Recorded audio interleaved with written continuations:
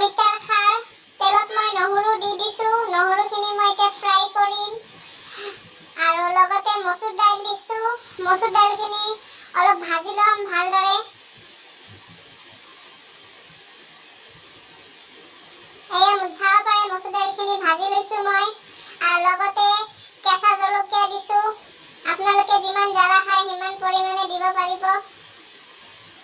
আৰু লগতে কেঁচা নহৰু দিছোঁ আৰু অকণমানি সময় ভাজি ল'ম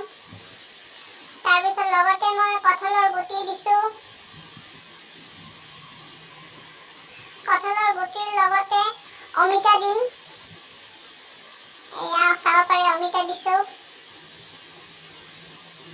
এতিয়া ভালদৰে গোটেইখিনি বস্তুখিনি ভালদৰে মই ভাজি ল'ম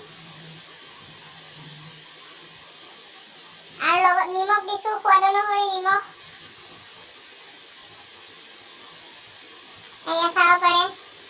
ভাপৰীয়া কৰি ভাজি ল'ম বস্তুখিনি এতিয়া অকণমানি পানী দি কেনে প্ৰেছাৰ কুকাৰৰ ঢাকনিটো মাৰি দিম মই চিটি মৰা হৈ গৈছে এতিয়া মই কেৰাহীত শুকান জলকীয়া দি দিছোঁ ভালদৰে এতিয়া ভাজি ল'ম আৰু খাৰখিনি হৈ যোৱা খাৰখিনি এতিয়া মই ঢালি দিম এতিয়া এয়া আপোনালোকে চাব পাৰে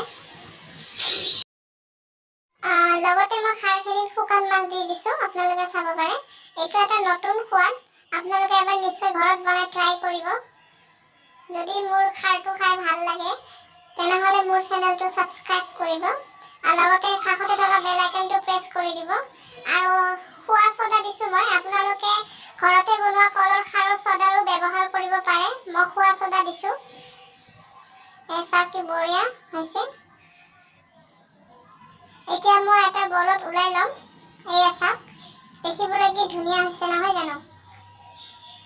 আপোনালোকে এবাৰ মোৰ চেনেলটো প্লিজ লাইক কৰিব আজিলৈকে বাই